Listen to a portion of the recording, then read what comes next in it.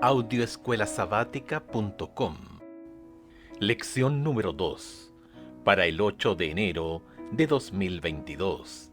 El mensaje de Hebreos. Sábado 1 de enero. Para memorizar. Ahora bien, el punto principal de lo que venimos diciendo es que tenemos tal sumo sacerdote, el cual se sentó a la diestra del trono de la majestad en los cielos. Hebreos capítulo 8, verso 1. Un documento judío, escrito unas décadas después de Hebreos, alrededor del 100 después de Cristo, contiene una oración. Todo esto he hablado delante de ti, oh Señor, porque dijiste que fue por nosotros que creaste este mundo. Y ahora, oh Señor, he aquí estas naciones, que son consideradas como nada, nos dominan y nos devoran. Pero nosotros, tu pueblo, a quien has llamado tu primogénito, unigénito, celoso de ti y muy amado, hemos sido entregados en sus manos. Los lectores de Hebreos probablemente sintieron algo similar. Si eran hijos de Dios, ¿por qué estaban pasando por tanto sufrimiento? Por ende, Pablo escribió Hebreos para fortalecer la fe de los creyentes en medio de sus pruebas. Les recordó a ellos y a nosotros que las promesas de Dios se cumplirán a través de Jesús, quien está sentado a la diestra del Padre y que pronto nos llevará a casa. Mientras tanto, Jesús nos transmite las bendiciones del Padre.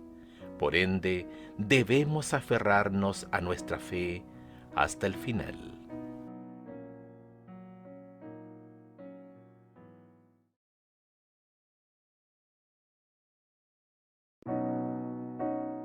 Audioescuelasabática.com. Domingo 2 de enero.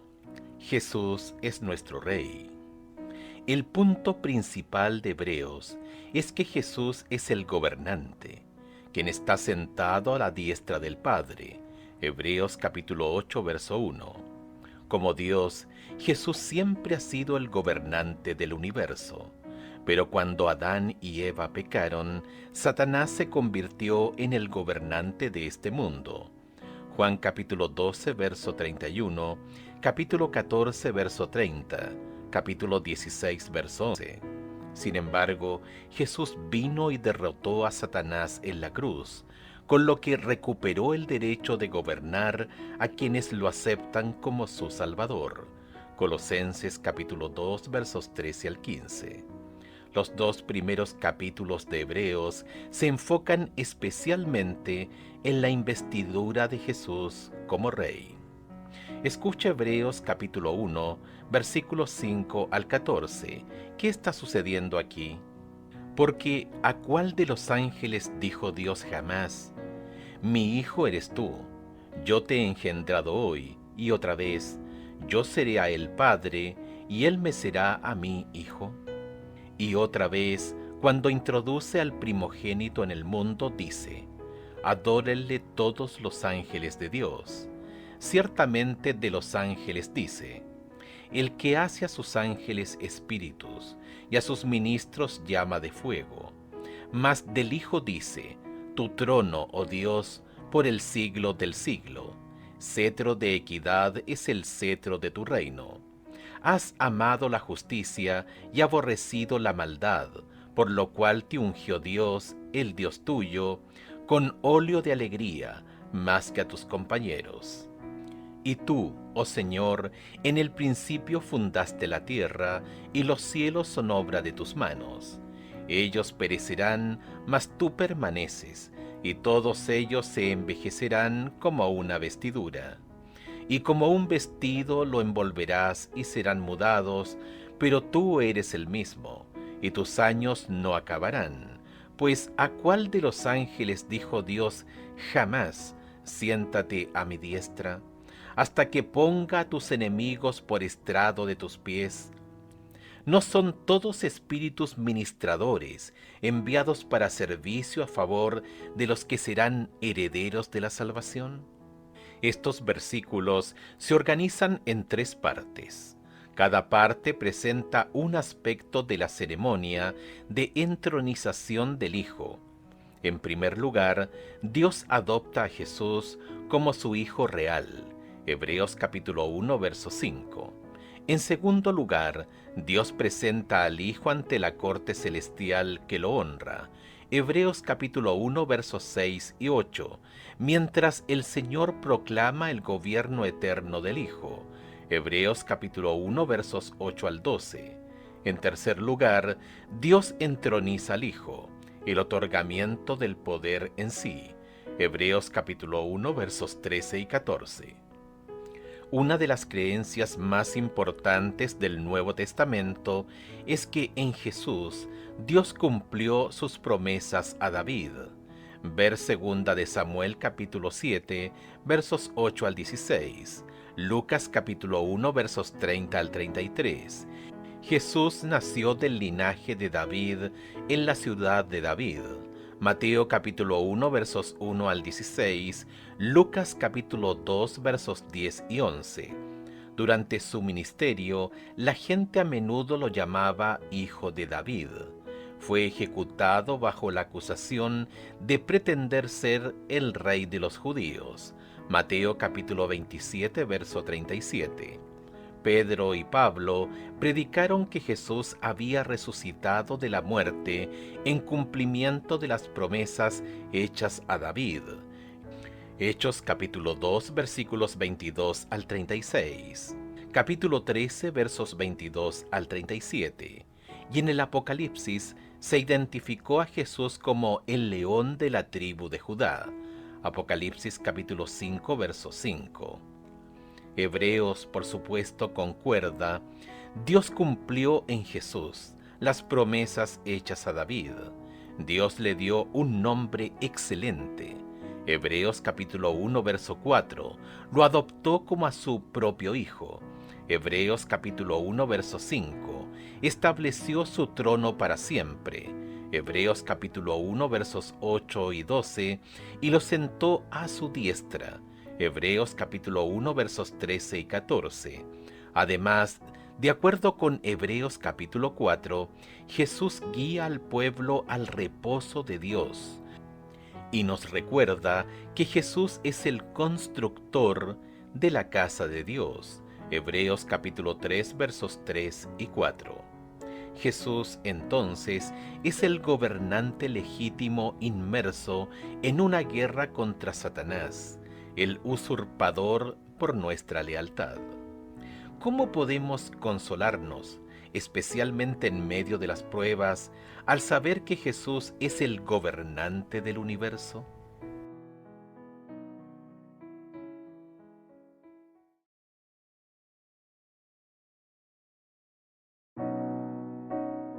Audioescuelasabática.com. Lunes 3 de enero. Jesús es nuestro mediador. Un concepto interesante de la teología del Antiguo Testamento es que el rey davídico prometido representaría a la nación ante Dios.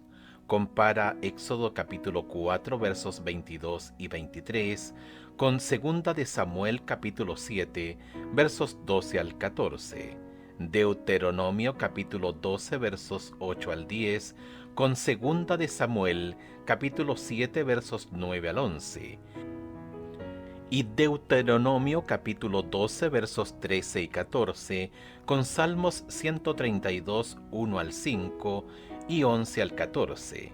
¿Qué promesas a Israel se cumplirían a través del rey davídico prometido? Éxodo capítulo 4 versos 22 y 23. Y dirás a Faraón, Jehová ha dicho así, Israel es mi hijo, mi primogénito. Ya te he dicho que dejes ir a mi hijo para que me sirva, mas no has querido dejarlo ir. He aquí yo voy a matar a tu hijo, tu primogénito. Segunda de Samuel, capítulo 7, versos 12 al 14. Y cuando tus días sean cumplidos y duermas con tus padres, yo levantaré después de ti a uno de tu linaje, el cual procederá de tus entrañas, y afirmaré su reino. Él edificará casa a mi nombre, y yo afirmaré para siempre el trono de su reino. Yo le seré a él padre, y él me será a mí hijo. Y si él hiciere mal, yo le castigaré con vara de hombres, y con azotes de hijos de hombres. Deuteronomio capítulo 12 versos 8 al 10. No haréis como todo lo que hacemos nosotros aquí ahora, cada uno lo que bien le parece, porque hasta ahora no habéis entrado al reposo y a la heredad que os da Jehová vuestro Dios. Mas pasaréis el Jordán y habitaréis en la tierra que Jehová vuestro Dios os hace heredar, y él os dará reposo de todos vuestros enemigos alrededor, y habitaréis seguros. Segunda de Samuel capítulo 7, versos 9 al 11. Y he estado contigo con todo cuanto has andado, y delante de ti he destruido a todos tus enemigos, y te he dado nombre grande, como el nombre de los grandes que hay en la tierra. Además, yo fijaré lugar a mi pueblo Israel y lo plantaré, para que habite en su lugar y nunca más sea removido, ni los inicuos le aflijan más como al principio, desde el día en que puse jueces sobre mi pueblo Israel. Y a ti te daré descanso de todos tus enemigos, asimismo Jehová te hace saber que Él te hará casa. Deuteronomio capítulo 12 versos 13 y 14. Cuídate de no ofrecer tus holocaustos en cualquier lugar que vieres, sino que en el lugar que Jehová escogiere, en una de tus tribus. Allí ofrecerás tus holocaustos y allí harás todo lo que yo te mando. Salmos 132, 1 al 5 y versículos 11 al 14. Acuérdate, oh Jehová, de David y de toda su aflicción, de cómo juró a Jehová y prometió al fuerte de Jacob: no entraré en la morada de mi casa, ni subiré sobre el lecho de mi estrado. No daré sueño a mis ojos, ni a mis párpados adormecimiento, hasta que halle lugar para Jehová, morada para el fuerte de Jacob. Versículos 11 al 14. En verdad juró Jehová a David, y no se retractará de ello: de tu descendencia pondré sobre tu trono. Si tus hijos guardaren mi pacto y mi testimonio que yo les enseñare, sus hijos también se sentarán sobre tu trono para siempre. Porque Jehová ha elegido a Sión, la quiso por habitación para sí. Este es para siempre el lugar de mi reposo. Aquí habitaré, porque la he querido. Israel era el Hijo de Dios, y Dios le daría un lugar donde descansar de sus enemigos. Dios también elegiría un lugar entre ellos donde habitaría su nombre. Estas promesas para Israel se transfirieron al rey davídico prometido. Sería adoptado como hijo de Dios. Dios le daría descanso de sus enemigos y construiría un templo para Dios en Sión, donde moraría el nombre de Dios. Esto significa que Dios cumpliría sus promesas hechas a Israel a través del rey davídico prometido. El rey davídico representaría a Israel ante Dios. La inserción de un representante en la relación entre Dios e Israel hizo posible la perpetuación de su relación de pacto. El pacto mosaico requería la fidelidad de todo Israel para recibir la protección y las bendiciones de Dios. Ver Josué capítulo 7 versos 1 al 13. Sin embargo, el pacto davídico garantizaba las bendiciones del pacto de Dios sobre Israel mediante la fidelidad de una persona, el rey davídico. Desgraciadamente, la mayor parte de los reyes davídicos no fueron fieles y Dios no pudo bendecir a Israel como quería. El Antiguo Testamento está lleno de relatos de cuán infieles realmente fueron muchos de esos reyes. Lo bueno es que Dios envió a su Hijo a nacer como el Hijo de David, y él fue perfectamente fiel. Por lo tanto, Dios puede cumplir en él todas las promesas que le hizo a su pueblo. Cuando Dios bendice al rey, todo su pueblo comparte los beneficios. Por eso Jesús es el mediador de la bendición de Dios para nosotros. Él es el mediador en el sentido de que Él es el canal a través del cual fluye la bendición de Dios. Nuestra máxima esperanza de salvación se encuentra solo en Jesús y en lo que Él hizo por nosotros. Piensa cuántas veces has sido infiel a tu parte del pacto. ¿Qué nos enseña esto? ¿Cuánto debemos confiar solo en Jesús para la salvación?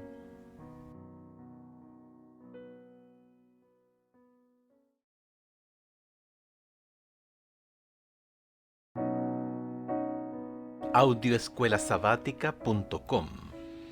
Martes 4 de enero. Jesús es nuestro defensor. Compara 1 de Samuel capítulo 8, versos 19 y 20, con Hebreos capítulo 2, versos 14 al 16. ¿Qué buscaban los israelitas en un rey? ¿Y cómo se cumplieron estos deseos en Jesús? 1 de Samuel capítulo 8, versos 19 y 20. Pero el pueblo no quiso oír la voz de Samuel y dijo: no, sino que habrá rey sobre nosotros, y nosotros seremos también como todas las naciones, y nuestro rey nos gobernará, y saldrá delante de nosotros, y hará nuestras guerras. Hebreos capítulo 2 versos 14 al 16. Así que por cuanto los hijos participaron de carne y sangre, él también participó de lo mismo, para destruir por medio de la muerte al que tenía el imperio de la muerte, esto es, al diablo, y librar a todos los que por el temor de la muerte estaban durante toda la vida sujetos a servidumbre, porque ciertamente no socorrió a los ángeles, sino que socorrió a la descendencia de Abraham. Los israelitas querían un rey que fuera juez y líder en la batalla, porque se olvidaron de que Dios era su rey. La restauración completa del gobierno de Dios sobre su pueblo vino con Jesús. Como nuestro rey, Jesús nos guía en la batalla contra el enemigo. Hebreos capítulo 2 versos 14 al 16 describe a Jesús como el campeón de los seres humanos débiles. Cristo enfrenta y derrota al diablo en un combate a solas y nos libra de la esclavitud. Esta descripción nos recuerda la batalla entre David y Goliat. Después de ser ungido rey, 1 de Samuel capítulo 16, David salvó a sus hermanos de la esclavitud al derrotar a Goliat. Los términos del enfrentamiento determinaban que el ganador del combate esclavizaría al pueblo de la otra parte. 1 de Samuel capítulo 17, versículos 8 al 10. Por lo tanto, David actuó como defensor de Israel. Él los representó. Escucha Isaías capítulo 42, verso 13 y capítulo 59, versos 15 al 20. ¿Cómo se autodescribe Yahvé en estos pasajes? Isaías capítulo 42, verso 13. Jehová saldrá como gigante, y como hombre de guerra despertará celo, gritará, voceará, se esforzará sobre sus enemigos. Isaías capítulo 59 versos 15 al 20. Y la verdad fue detenida, y el que se apartó del mal fue puesto en prisión. Y lo vio Jehová, y desagradó a sus ojos porque pereció el derecho.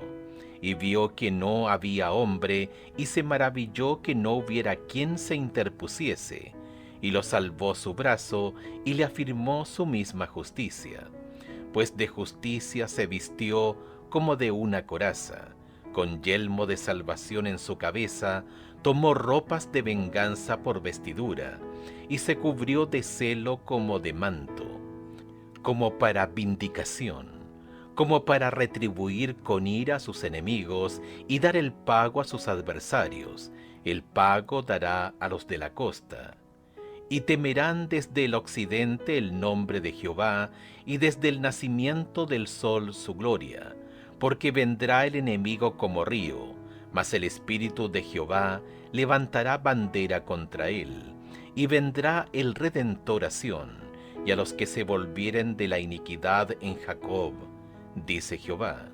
Hebreos capítulo 2 versos 14 al 16 alude a la noción de que Dios salvaría a Israel en un combate individual. Fíjate en este pasaje de Isaías. Pero así dice Jehová, ciertamente el cautivo será rescatado del valiente, y el botín será arrebatado al tirano, y tu pleito yo lo defenderé, y yo salvaré a tus hijos. Isaías capítulo 49, verso 25. Como cristianos, a menudo pensamos que estamos enredados en un combate solitario con Satanás. Cuando leemos Efesios capítulo 6, versos 10 al 18, vemos que efectivamente estamos en guerra con el diablo. Pero Dios es nuestro defensor y entró en la batalla delante de nosotros. Nosotros somos parte de su ejército, por eso tenemos que usar su armadura. Además, no luchamos solos. Efesios capítulo 6 se expresa en plural. Nosotros, como iglesia, tomamos la armadura y luchamos juntos detrás de nuestro defensor, que es Dios mismo. ¿Qué significa ponerse la armadura de Dios? Es decir, en nuestras luchas diarias con el yo, la tentación y demás, ¿cómo podemos aprovechar el poder que nos capacita por la fuerza de Dios para ser fieles?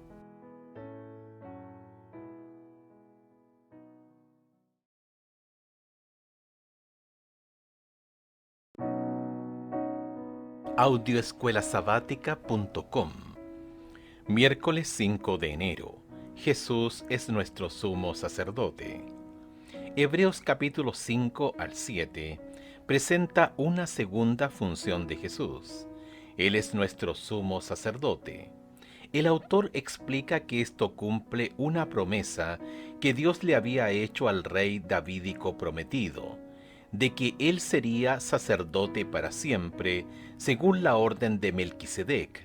Salmo 110:4, citado en Hebreos capítulo 5 versos 5 al 6. Escucha Levítico capítulo 1 versos 1 al 9, capítulo 10 versos 8 al 11, Malaquías capítulo 2 verso 7, Números capítulo 6 versos 22 al 26 y Hebreos capítulo 5 versos 1 al 4. ¿Qué funciones cumplía el sacerdote? Levítico capítulo 1 versos 1 al 9. Llamó Jehová a Moisés y habló con él desde el tabernáculo de reunión diciendo: Habla a los hijos de Israel y diles: cuando alguno de entre vosotros ofrece ofrenda a Jehová, de ganado, vacuno o ovejuno, haréis vuestra ofrenda. Si su ofrenda fuere holocausto vacuno, macho sin defecto lo ofrecerá. De su voluntad lo ofrecerá a la puerta del tabernáculo de reunión delante de Jehová, y pondrá su mano sobre la cabeza del holocausto, y será aceptado para expiación suya. Entonces degollará el becerro en la presencia de Jehová, y los sacerdotes hijos de Aarón ofrecerán la sangre, y la rociarán alrededor sobre el altar, el cual está a la puerta del tabernáculo de reunión, y desollará el holocausto, y lo dividirá en sus piezas. Y los hijos del sacerdote Aarón pondrán fuego sobre el altar, y compondrán la leña sobre el fuego. Luego los sacerdotes, hijos de Aarón, acomodarán las piezas, la cabeza y la grosura de los intestinos sobre la leña que está sobre el fuego, que habrá encima del altar, y lavará con agua los intestinos y las piernas, y el sacerdote hará arder todo sobre el altar. Holocausto es, ofrenda encendida de olor grato para Jehová. Levítico capítulo 10 versos 8 al 11. Y Jehová habló a Aarón diciendo: Tú y tus hijos contigo no beberéis vino ni sidra cuando entréis en el tabernáculo de reunión, para que no muráis. Estatuto perpetuo será para vuestras generaciones, para poder discernir entre lo santo y lo profano, y entre lo inmundo y lo impío, y para enseñar a los hijos de Israel todos los estatutos que Jehová les ha dicho por medio de Moisés. Malaquías capítulo 2 verso 7. Porque los labios del sacerdote han de guardar la sabiduría, y de su boca el pueblo buscará la ley, porque mensajero es de Jehová de los ejércitos. Números capítulo 6 versos 22 al 26. Jehová habló a Moisés diciendo: Habla a Aarón y a sus hijos y diles: Así bendeciréis a los hijos de Israel, diciéndoles: Jehová te bendiga y te guarde. Jehová haga resplandecer su rostro sobre ti y tenga de ti misericordia. Jehová alce sobre ti su rostro y ponga en ti paz. Y pondrán mi nombre sobre los hijos de Israel, y yo los bendeciré. Hebreos capítulo 5 versos 1 al 4.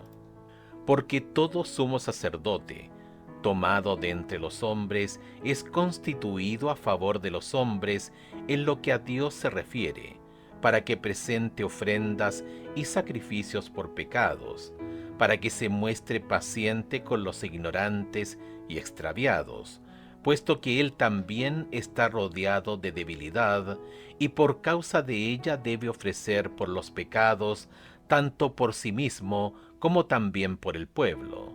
Y nadie toma para sí esta honra, sino el que es llamado por Dios, como lo fue Aarón.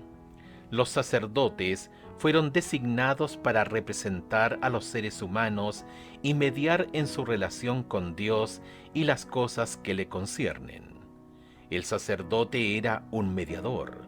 Esto valía para cualquier sistema de sacerdocio, ya fuera israelita, griego, romano o cualquier otro. El sacerdote instrumentaba la relación con Dios y toda su ocupación apuntaba a facilitar la relación entre el pueblo y Dios. El sacerdote ofrece sacrificios en nombre de los seres humanos. El pueblo no puede llevar estos sacrificios a Dios personalmente. El sacerdote sabe cómo ofrecer un sacrificio aceptable para que nuestros dones sean aceptables ante Dios, consiguiendo la purificación o el perdón. Los sacerdotes también enseñaban la ley de Dios al pueblo. Eran expertos en los mandamientos de Dios y se encargaban de explicarlos y aplicarlos. Finalmente, los sacerdotes también tenían la responsabilidad de bendecir en nombre de Yahvé. A través de ellos, Dios mediaba su buena voluntad y su propósito benefactor hacia el pueblo. Sin embargo, en 1 de Pedro capítulo 2 verso 9 hay un avance. Los creyentes en Jesús recibimos el título de real sacerdocio. Este rol implica privilegios increíbles. Los sacerdotes podían acercarse a Dios en el santuario. Hoy podemos acercarnos a Dios confiadamente mediante la oración. Hebreos capítulo 4 versos 14 al 16. Hebreos capítulo 10 versos 19 al 23. También hay responsabilidades importantes. Debemos colaborar con Dios en su obra de salvar al mundo. Él quiere que les enseñemos y les expliquemos sus leyes y sus preceptos a los demás, también quiere que ofrezcamos sacrificios de alabanza y buenas obras que le agraden. ¡Qué privilegio y qué responsabilidad! ¿Qué diferencia debería marcar en nuestra vida el ser hechos real sacerdocio? ¿Cómo debería afectar nuestra manera de vivir esta realidad?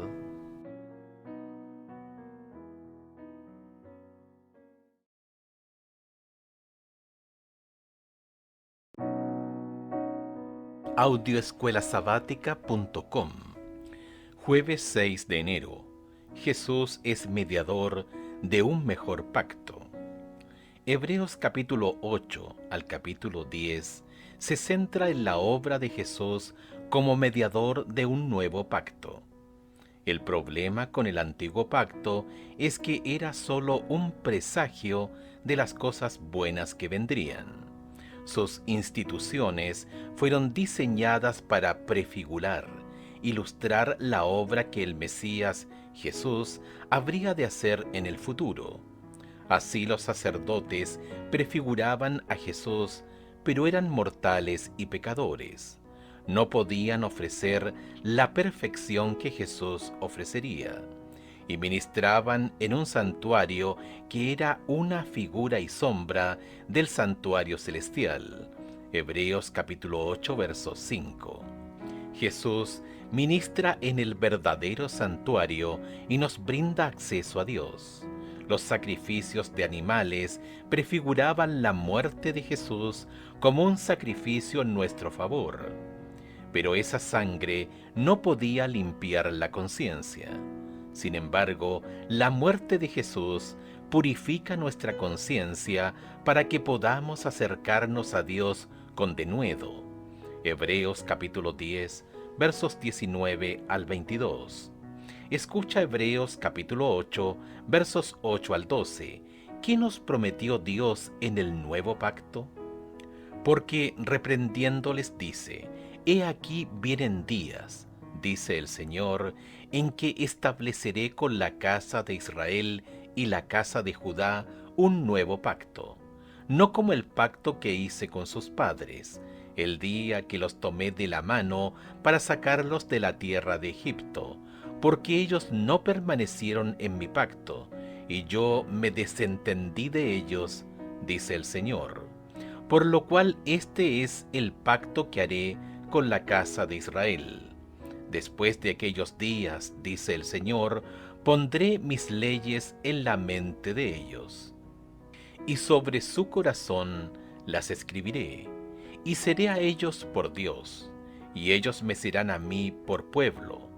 Y ninguno enseñará a su prójimo, ni ninguno a su hermano, diciendo: Conoce al Señor, porque todos me conocerán, desde el menor hasta el mayor de ellos. Porque seré propicio a sus injusticias, y nunca más me acordaré de sus pecados y de sus iniquidades. Al designar a Jesús como nuestro sumo sacerdote, el Padre estableció un nuevo pacto que logrará lo que el antiguo pacto solo podía anticipar. El nuevo pacto ofrece lo que solo un sacerdote perfecto, eterno, divino humano puede ofrecer. Este sumo sacerdote no solo explica la ley de Dios, sino además la implanta en nuestro corazón. Este sacerdote ofrece un sacrificio que brinda perdón. Este sacerdote nos limpia y nos transforma. Él transforma nuestro corazón de piedra en uno de carne. Ezequiel capítulo 36, verso 26. Él realmente nos crea de nuevo. Segunda de Corintios capítulo 5, verso 17. Este sacerdote nos bendice de la manera más increíble al brindarnos acceso a la presencia del mismísimo Padre. Dios planeó que el antiguo pacto apuntara hacia el futuro, hacia la obra de Jesús. Era hermoso en su diseño y su propósito. Sin embargo, algunos malinterpretaron su propósito. Reacios a dejar los símbolos, las sombras y abrazar las verdades a las que apuntaban los símbolos, se perdieron los maravillosos beneficios que les ofrecía el ministerio de Jesús. Cristo era el fundamento y la vida del templo. Sus servicios eran típicos del sacrificio del Hijo de Dios. El sacerdote había sido establecido para representar el carácter y la obra mediadora de Cristo.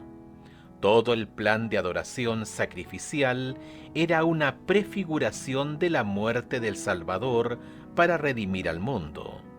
No habría eficacia en esas ofrendas cuando el gran evento, al cual señalaran durante siglos, fuese consumado. Deseado de todas las gentes, página 137.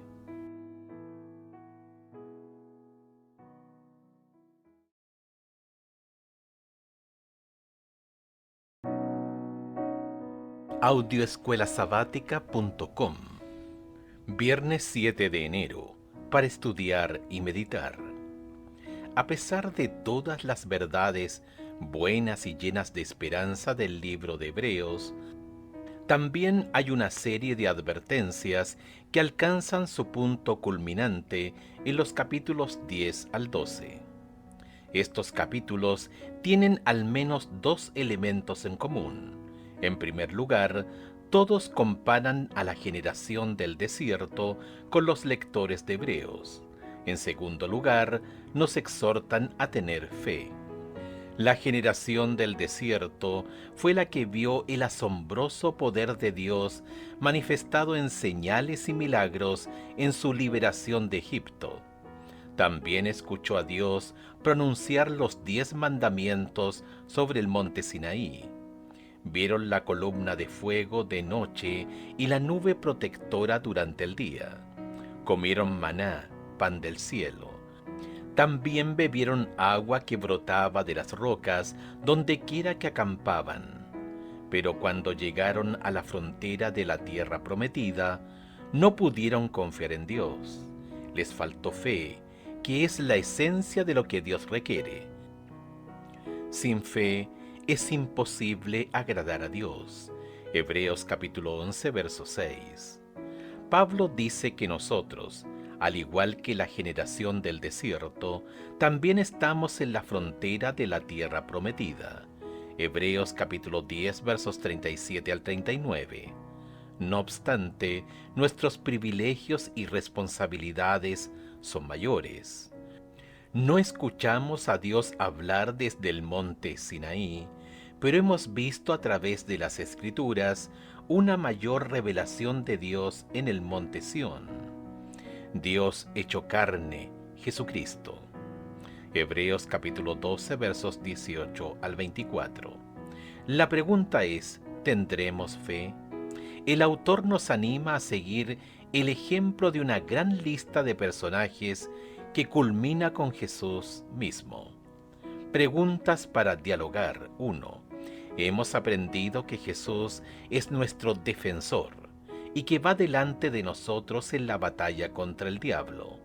¿Cómo podemos luchar juntos, unidos como iglesia, detrás de nuestro defensor? ¿Cuáles son esas cosas que impiden que se dé esta unidad? ¿Cuáles son las formas en que Satanás puede debilitarnos como iglesia? ¿Cómo debilitó Satanás a Israel en el pasado? 2. Como creyentes, somos una comunidad de sacerdotes bajo la dirección de Dios.